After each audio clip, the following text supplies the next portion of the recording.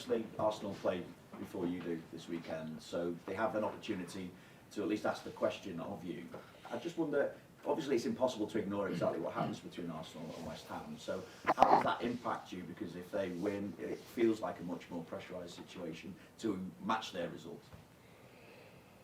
I think the biggest question to be asked is from Man City, because we face a strong team again, like we faced Villa. So Arsenal plays before us, but we know that doesn't make the game easier or more difficult that we have against City. We know we have 12 games to play, and Arsenal has 13 games to play. And if we constantly look at Arsenal or what other teams are doing, that would not help us. So we know already how difficult it is to go to the Etihad. So we don't need Arsenal to get involved in that even more. Yeah, I mean, it's the last win in the league came in 2015. Obviously, Liverpool have won in the Champions League since then in 2018. So what are you expecting, though, from City? Because they've had a disappointing season. They've had that disappointment in the Champions League and obviously fighting for points to make sure they're in the Champions League next season. Yeah, what I always expect from City, since Pep is there. A great football team that can play so well. And they've had maybe one or 2 months in the 7 or 8 years he's there now that weren't the best, maybe partly because of injuries as well. Injuries come back, they've signed 3 or 4 players. I can see them coming back already if you look at the result against Newcastle. So what you expect is what everybody expects if you go to the Etihad if you play against City. Yeah, you have to suffer as well. And work really hard to keep them away from your goal, because they are so good in ball possession. But yeah, they face a strong team as well that haven't lost for 22 games now. Can I just ask about Darwin as well? Because there was so much attention on that one miss last night, how do you deal with that with Darwin himself to make sure that he doesn't suffer too much because of it? Oh, I can accept every miss, especially from a player that has scored 2 very important goals against Brentford, that scored for us in the home game against Villa. I would prefer him to score, but the word chance says it all. It's a chance, so it's not 100% sure that the ball goes in, and players miss chances. That I can accept. But what was a bit harder for me to accept, that his behavior after that chance, and with behavior I mean, I think it got too much in his head, where he wasn't the usual Darwin that works his ass off and makes sure he helps the team. I think he was too disappointed after him missing that chance, and maybe we will never know, we will never find out. That's why he was just a fraction short the moment afterwards. I always truly believe that it's always the best to have Jota's mindset. And what I mean with that is that for the whole season he doesn't complain, keeps on going, and wherever we need him he's ready. And that is very difficult. There are not many players that can do this. So it's not about the chance for me, it's more about the 20 minutes afterwards where I want to talk to him about than about him missing a chance. You generally see that mindset from the group as a whole, because as you mentioned, 22 games unbeaten in the Premier League since that defeat to Nottingham Forest. Yeah, and going 2-1 down against Villa, which was, in my opinion, completely against the run of play. Is that the way you say it here? So I was like, at halftime, I also said to them, I can show you now all the chances you've created. So don't think 2-1 is the result that is logical at the moment. So if you just keep on going, we do it defensively a bit better, we will definitely get our chances again. And that's also what we got.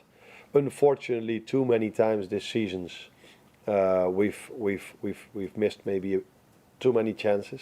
And what I mean with that is that I don't think we've stolen many points. I've always come back to the Chelsea game where a draw was maybe a more of a fair result, but for every other game I think we got what we deserved, or we deserved more, and that is more of a thing for me than that Arsenal plays on Saturday and we on Sunday. Arne, what difference, you said a moment ago about City looking a bit better in recent weeks with the new players, with the injured players back. What's the difference that you've seen? That players available, the style of play has always been the same for all these years that Pep was at Barcelona, at Bayern Munich or at City. That's what I like from every manager. If they wear different shirts, you still know, Probably this is a team that is coached by Pep Guardiola, and that is what we've seen also in the period of time where they drop points. But yeah, even he needs quality players to get results, and if so many players are out, and you see this with Ainge Postecoglou as well, if you constantly have to, if you only have 10, 11, 12 players to play with in this league, in another league it's probably possible, but in this league it's so hard. So yeah, now with players being back, it's the same style of play, but the results are better. Obviously, just lately you've had a lot of matches, a lot of league games as well. We're beginning to count down the games, we're beginning to count down the points and everything else. What are you learning about your team as you go through these challenges and go through these matches with the clock beginning to tick down to the end of the campaign? I'm not learning anything. Yeah, you always learn in every game, but I see mostly the same things. So these players are able to play every 3 days on the best of their capabilities in terms of physique. So if you saw yesterday again, I'll mostly take Dom Szoboszlai as an example. What a work rate. What a work rate for his third game in a row. Till the last second he kept on running up and down, up and down, up and down. And that's the only thing I can ask for, and what the fans can ask for. And that we are then unlucky not to score our chances. That's football, unfortunately. But we cannot accept, not the fans, nor the fans, nor me, that they don't give maximum effort. And but that's what they constantly do, and I assume that they will do Sunday again.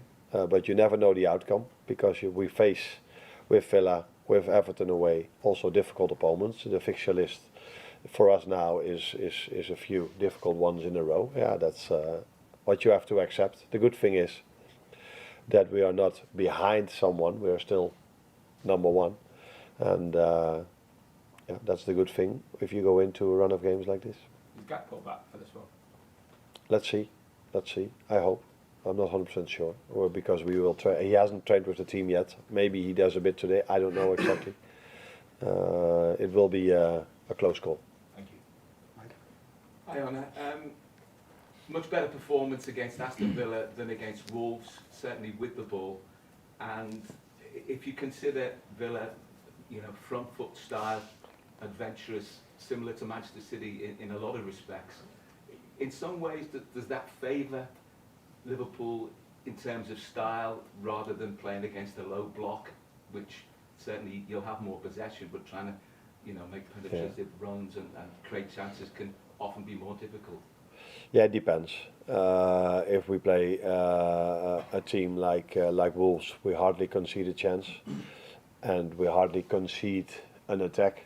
Where or against Everton, but if we play Villa, people say, "Oh, it was quite open," and it didn't look as if you defended that well as other games, where we do get the compliments for the offensive part. So it's always in football. It's a bit of both. Every style of play you face means challenges, and with Villa, yes, we took the ball off them to score a goal, but they also had a long and very good attack when they scored their second goal.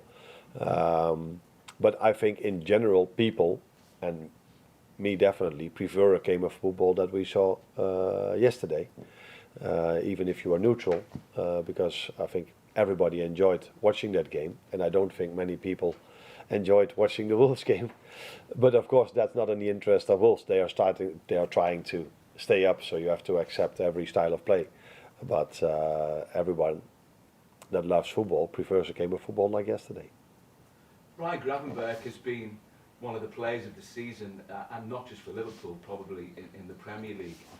His effectiveness in recent games hasn't been as high. What do you put that down to? Is it maybe a possibility of not having a replacement who is exactly the same, or is it just the fact that he can't be 9 and 10 out of 10 every week? I think that is partly what it is. There are only a few players in the world that can be a 9 out of 10 every single 3 days. And if you look at his age, he might eventually belong to those group of players, those 2 or 3 or 4 that can do this. But he's not there yet, which is completely normal. And it depends also on the playing style of the opponent, which we just said. So if you play Everton or Wolves, That's a completely different game than when you play Villa. I liked him yesterday much more than I liked him against Everton, for example. So yeah, it's not always as simple as the form of a player or how many games did he play, but yeah, that's 9 out of 10 times the most easy reason to give, and instead of diving into it and look at playing style and look at certain other things.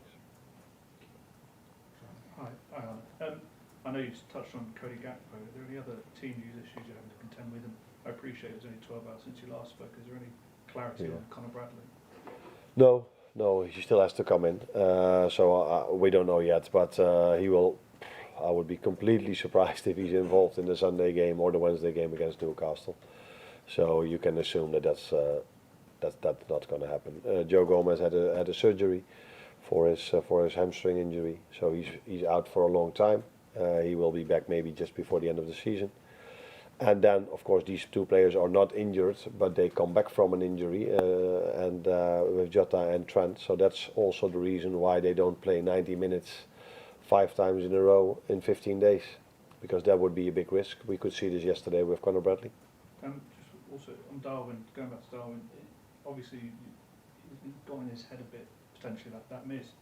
Do you have to also tell him how important he can be for the rest of the season, because there's so much to achieve? Yes, I will tell him that as well, but I think the most important message is you can miss a chance, but you can't miss out on work rate. That's for me a more important message than tell him, because that's the life of a striker. He knows he's 24, 25, 26, I don't know. He will probably have missed a few chances in his career, and he probably would have scored a few as well. So no problem at all, or no problem at all, of course. We would have loved to see it differently, but it's part of the job of a number 9, part of your life that you sometimes miss where people expect you to score. But it's not part of the job of a number 9 then to slow down in work rate, and that is something we will talk about. We've spoken a few times about the addition of getting chances for the starting number 9, and in the last 2 games, Diogo Jota's managed to get 10 shots from starting positions. So are you pleased with that improved production, and how disappointed is he that only one of those 10 shots actually hit the target? Probably he will, although apart from him hitting the target, he gave a great assist as well. So it tells you maybe more how disappointed I am that we missed him for 4 to 5 months. Then it tells you that something changed in our playing style. So when he was there with us before, I think he was involved in a lot of goals, scoring as well. So it tells you how much of a miss it has been not to have him. But again, I would have loved to play him every single time, maybe for 90 minutes. But if your player is out for 4 or 5 months, and he hasn't been out, he has been coming back, coming in, coming back, and every time we played him a bit too much, he got injured again. So I hope people understand why we are so cautious now, because 12 games to go, and you tell me, and I see the same, how much of a threat he is. So we have to keep him available for 12 more games, and Champions League, and the League Cup final. But that is not an easy balance to find. I would have loved to keep him in the team because he played really well. For Trent the same. Who takes out 2 players that are playing so well? Yeah, that's only because it's a big injury risk to keep them in the team. So when I drove up, I was listening to the Talk Sports, and I don't know who he is, but his name was Mark Lawrenson or something like this, and he simply couldn't understand that I took Trent off, which I understand from his perspective because he played so well, and he just scored a goal. But now maybe he does. I noticed you had a word with Trent when he came off. Was he disappointed? I mean, or did he understand the fact that it's for the long term? Yeah. We spoke about this already a week ago. That in these 5 games, he already knows how many minutes he would make. That was in a situation where Conor was available as well. Now maybe we have to adjust our plan. But I said to him, you know why I take you off, don't you? He said, yeah, we spoke about it. So. But of course, a player has adrenaline, and he just scored. Was a better moment than against Wolves, where he lost the ball just before I took him off. So he's improving. Breakouts next door.